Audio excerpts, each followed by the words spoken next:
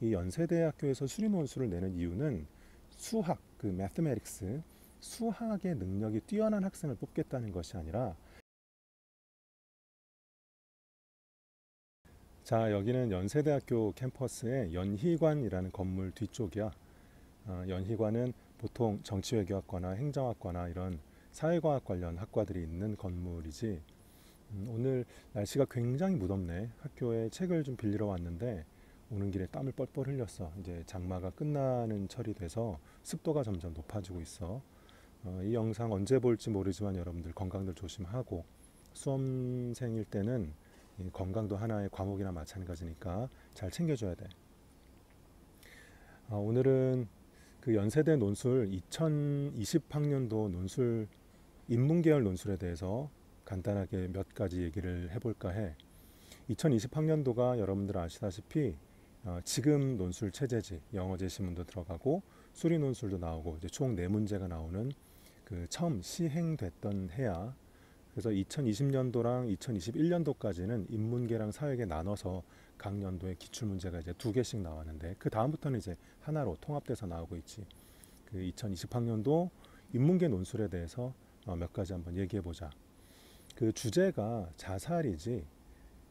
그런데 정확히 말하면 자살이라기보다는 자발적 죽음이라고 할까? 그런 게 더 맞아. 왜냐하면 우리가 흔히 말하는 극단적 선택 같은 경우도 있겠지만, 거기서 보통 더 나오는 것은 타인을 위한 죽음, 이타적 자살, 혹은 또 어떤 그 자살 테러리스트들의 자살, 어떤 사람을 구하기 위해서 물에 뛰어들었을 때 의도치 않게 죽을 수도 있잖아. 그런 경우들을 다 포괄하고 있어서 자발적인 죽음을 주제로 다룬 문제였다. 자, 이 문제를 우리가 1-1부터 2-2까지 총 4문제로 다뤄볼 건데, 첫 번째 문제가 그 합리성과 도덕성이라는 관점에서 깔레의 시의회 의원 그리고 자살 테러리스트들의 행동을 분석해봐라, 이런 문제야. 여러분은 물론 이 문제 다 풀어봤을 거라고 생각하고 녹화를 하고 있는 거니까, 문제를 아직 안 보신 분들은 다 풀어본 다음에 이 영상을 봐야 도움이 될 거야. 거기에 보면 그런 거 나오지. 그 영어 제시문에서 합리성과 도덕성이 어떤 것인지를 먼저 정리를 해줘야 되겠고, 그 다음에 이 깔레라는 도시를 위해서 자신들이 스스로 죽겠다라고 나서는 6명의 시의회 의원들이 있어. 또 다른 제시문에는 자살 테러리스트들의 얘기가 나오지. 그래서 그 합리성으로 그리고 도덕성으로 이들의 행위를 각각 분석해 보라는 것이었는데, 대부분의 학생들이 답을 어떻게 쓰느냐면 합리성의 관점에서 자살 테러리스트들을 설명하고, 그리고 도덕성의 관점에서 깔레 6명 시의회 의원들을 설명해. 그런데 이렇게 쓰면 절반의 답밖에 안 쓴 거야. 왜냐하면 합리성과 도덕성이라는 분석의 도구를 줬는데, 그 2가지 분석의 도구는 하나의 세트란 말이지. 그 세트를 줬는데 그 각각을 1대1 대응식으로 활용하게 되면 원래 출제자의 취지대로 분석을 한 게 아니게 되지. 이건 이거나 마찬가지야. 여러분들 MBTI 많이 하잖아. MBTI를 하는데 이런 식으로 얘기하면 이상하지. 어떤 사람은 E다.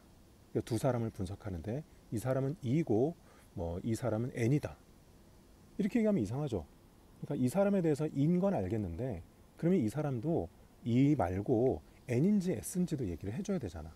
이 사람도 마찬가지지. 이 사람도 뭐 S인지 N인지만 얘기할 줄 것이 아니라 I인지 N인지도 얘기를 해줘야 되는 거잖아. 왜냐하면 그 4가지 성격 유형이 하나의 세트로 구성되어 있으니까 이거를 하나씩만 대응시켜서 대상을 분석할 수는 없는 노릇이잖아. 마찬가지야. 그래서 합리성과 도덕성도 그것이 하나의 세트였기 때문에 깔레 시민에 대해서도 이들이 도덕적인 자살이기는 한데 합리적 자살은 아니다. 또 자살 테러리스트들에 대해서도 합리적인 자살이긴 하지만 도덕적 자살은 아니었다. 이런 분석까지 해줘야 되거든. 그런데 학생들이 반쪽의 분석에 머무는 경우들이 많아. 그러니까 여러분들은 그 분석의 도구가 어떠한 취지로 주어졌는지를 항상 고려하면서 문제에 접근해야 된다는 것 한 가지 좀 기억해 두자. 그 다음에 1-2번이 그거잖아. 그 결리사의라는 지문의 내용이 나와요. 그러니까 이익을 보면 의를 생각해라.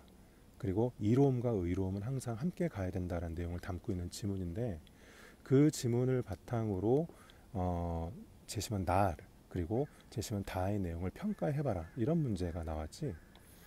그런데 여기서 여러분들이 주의해줘야 될 것이 한 가지가 있어. 뭐냐면 논술의 제시문은 논제가 달라지면 읽는 각도가 달라질 수 있다는 거야. 무슨 뜻이냐면 조금 전에 1-1번에서 그 제시문 나가 합리성과 도덕성이라는 개념을 보여주는 제시문으로 나타났었지. 근데 1-2번에서는 그 결리사의라는 지문으로 평가를 받는 평가의 대상이 됐단 말이야. 아까는 분석의 도구로서 주어진 것이고 이번에는 평가의 대상이 됐단 말이지. 그러면 그 평가의 기준의 관점에서 다시 읽어줘야 돼.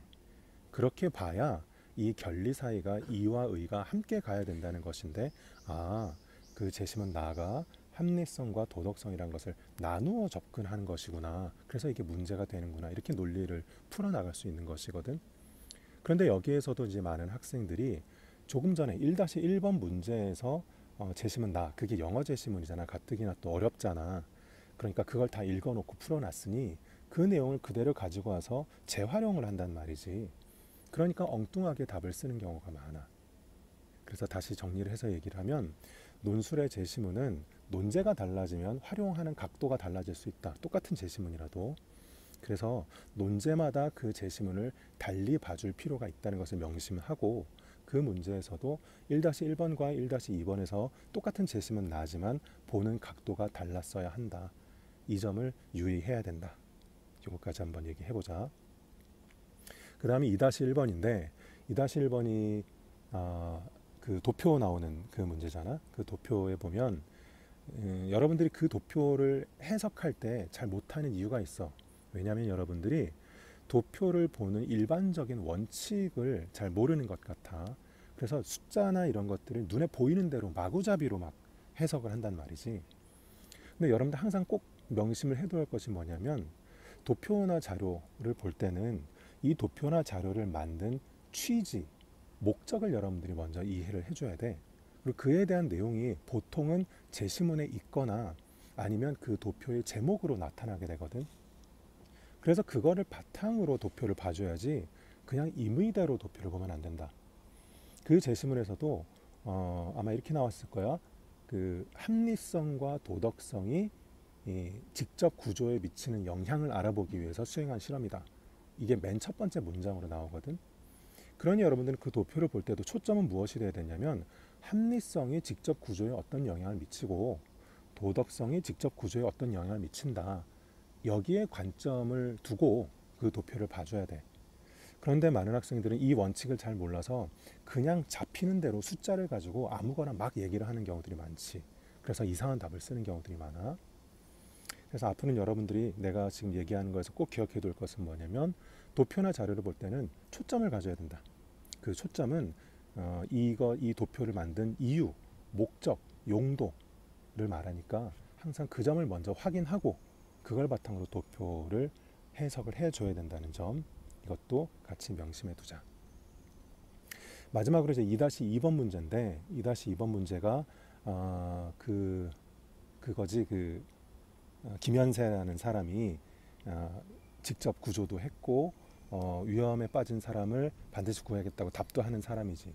그러면서 그 확률을 구하는 문제였잖아. 이 문제가 그 수리논술 문제가 그 당시만 해도 인문계랑 자연계 수학이 구분이 되어 있을 때라서 인문계 학생들은 다 확률 통계를 할 때니까 확률 통계의 조건부 확률을 이용한 문제로 출제가 된 거야.